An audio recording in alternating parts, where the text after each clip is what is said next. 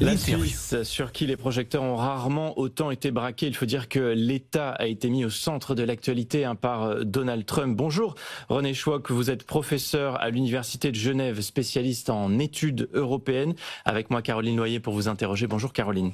La Suisse dans le viseur de Donald Trump, on le disait, c'est quand même un petit événement pour cet État plutôt réputé pour ne pas faire de vagues et essayer de bien s'entendre avec tout le monde. Oui, à l'échelle de la Suisse, c'est un grand événement. On en a rarement autant. Peut-être que c'est un psychodrame, mais je peux vous dire que depuis 2 semaines, on ne parle que de cela en Suisse. C'est un coup dur pour la Suisse qui exporte largement. Il y a une économie très tournée vers l'international et notamment vers les États-Unis.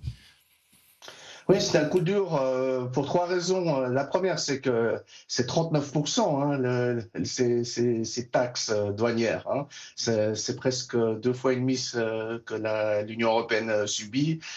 C'est 4 fois ce que subit le Royaume-Uni. Donc c'est un choc, près de 40%. C'est énorme. Et puis c'est aussi un choc parce qu'on s'attendait pas du tout à cela. Les Suisses pensaient qu'ils auraient un meilleur deal que l'Union européenne. Les dernières informations, c'était que la Suisse avait très bien négocié. La ministre des Finances, qui est aussi présidente de la Confédération par rotation, avait laissé fuiter qu'elle aurait le meilleur deal du siècle. Et puis, patatras, la Suisse se retrouve avec ce taux de 40% qui est vraiment énorme. Monsieur Schwok, dites-nous quelles sont les industries les plus à risque. On parle de l'horlogerie, de la tech, du chocolat. Et de quelle ampleur pourrait être cet impact ? Alors, il faut bien voir que ces industries-là, ça ne représente qu'à peu près 25% des exportations suisses vers les États-Unis. Le gros des exportations suisses vers les États-Unis, le 2/3, à peu près 65%, c'est la pharma. Et pour l'instant, on ne sait pas ce qui va se passer avec la pharma. Pour l'instant, elle n'est pas taxée. Et puis 10%, c'est l'or. Donc, il n'y a que 25% en fait des exportations suisses vers les États-Unis qui subissent ce taux de près de 40%. Alors, c'est les industries que vous avez mentionnées. C'est essentiellement les machines-outils, l'industrie de la santé, les produits comme les lasers, les IRM, etc.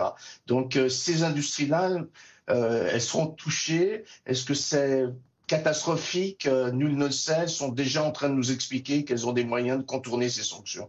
Donc vous l'avez dit, le gros des exportations, c'est la pharma. Donald Trump a menacé ce secteur de, je crois, 150% de droits de douane, voire 200%. S'il mettait ces menaces à exécution, du coup, ce serait complètement catastrophique pour la Suisse. Là, ce serait catastrophique, mais vous avez compris qu'il est face à un dilemme, Trump, parce que s'il met des droits de douane ou des taxes douanières, il faudrait dire, sur les pharma, eh ben, il va augmenter le coût des produits pharmaceutiques aux États-Unis, alors que son but, c'est de faire baisser le coût pour les consommateurs américains. Donc, il est face à un dilemme qu'il n'a toujours pas résolu. Donc, le chiffre de 150% d'augmentation sur les pharma, il paraît pas du tout vraisemblable, parce que ça augmenterait beaucoup trop le prix des produits pharmaceutiques aux États-Unis. Des difficultés économiques et commerciales auxquelles est confrontée la Suisse, René Schwok, et pourtant le pays est plutôt conciliant, ne taxant pas les produits américains, en confirmant qu'il veut acheter des armes aussi américaines, notamment des avions de chasse, pour faire baisser les droits de douane. Il n'y a pas de volonté d'entrer dans un bras de fer avec Washington. Est-ce que c'est la bonne stratégie ou est-ce que, comme la Chine, il faudrait entrer dans une confrontation pour défendre ses intérêts ? Alors, on en discute beaucoup, chacun a une opinion, on va dire 2 Suisses, 3 opinions sur le sujet. C'est un grand débat, mais je ne pense pas que la Suisse va tenter la confrontation. Elle connaît les rapports de force. En fait, le monde entier connaît les rapports de force. On a vu, l'Union européenne a compris que les rapports de force ne lui étaient pas favorables. La Suisse n'est pas la Chine, donc elle ne peut pas se permettre d'aller vers la confrontation. Et en plus, ce n'est pas du tout dans les traditions de la Suisse d'aller dans la confrontation. C'est plutôt de rester en dessous du radar, d'essayer de trouver des compromis. Donc je ne m'attends pas du tout à une confrontation avec les États-Unis. 39% de droits de douane aujourd'hui, mais on n'est pas à l'abri d'un nouveau retournement de situation. Les négociations se poursuivent, on imagine. La présidente suisse a déclaré, je ne sais pas combien de temps cette situation va durer, mais elle espère un délai raisonnable. Oui, je n'en sais pas plus qu'elle. Elle nous a un petit peu induit en erreur parce qu'elle était très optimiste.